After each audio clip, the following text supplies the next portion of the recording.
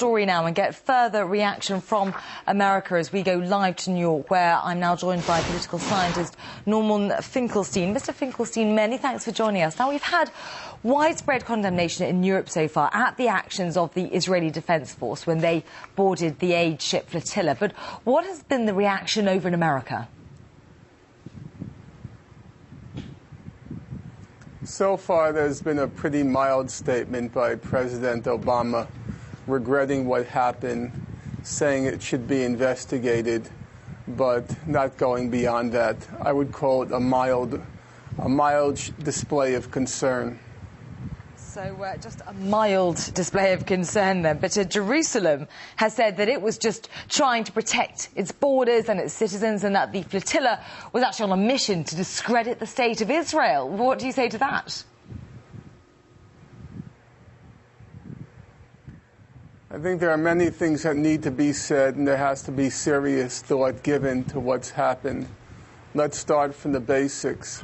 Israel was imposing an illegal blockade on Gaza, what was called by Amnesty International last week a flagrant violation of international law. The United Nations Committee of Elders, people like Nelson Mandela, Desmond Tutu, they just distributed a statement today in which they called the blockade of Gaza one of the worst human rights violations in the world today.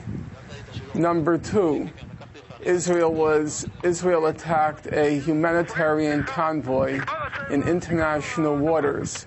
They used armed commandos to attack an international, or I should say a humanitarian convoy in international waters.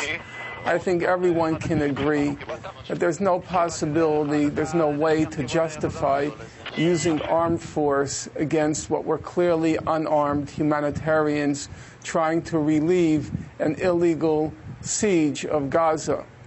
But to me, the more important question is this. Namely, during Israel's massacre in Gaza, December 2008 and January 2009, afterwards, Israeli officials were saying that they wanted to show the Arab world that they were capable of acting like a lunatic state and like mad dogs, that they wanted to restore the Arab world's fear of Israel, and that's why they acted like a lunatic state and like mad dogs in Gaza. But after yesterday's events, we really have to ask the question, is Israel acting like a lunatic state, or has it become a lunatic state? And that's not just rhetoric. It's a very serious issue. Well, Mr. Finkelstein, the UN is actually meeting. Nuclear device. It's true, and the UN is actually meeting today. It's held an emergency meeting to discuss the raid and its reaction to what Israel has done. So what sort of conclusions do you think that they will come to, and do you think their findings will make any kind of difference? Well, I think the important issue is that what happened in Gaza, what happened with the Gaza flotilla was not an accident. You have to remember that the Israeli cabinet met for fully a week. All the cabinet ministers discussed and deliberated how they would handle the flotilla. There were numerous reports in the Israeli press, numerous suggestions, numerous recommendations about what to do. At the end of the day, they decided on a nighttime armed commando raid on a humanitarian convoy. Israel is now a lunatic state. It's a lunatic state with between 200 and 300 nuclear devices. It is threatening war daily against Iran and against the Hezbollah in Lebanon.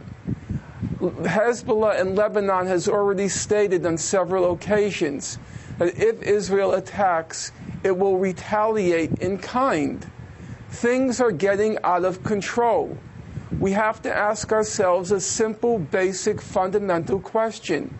Can a lunatic state like Israel be trusted with 200 to 300 nuclear devices when it is now threatening its neighbors, Iran and Lebanon, with an attack. Okay, Mr. These Finkelstein. are serious issues. Mr. Finkelstein, now, I'm afraid we're going to have to leave it there, and we will have to wait with interest to see what comes out of that UN emergency meeting to discuss this raid. For now, that was Normal Finkelstein, live from New York.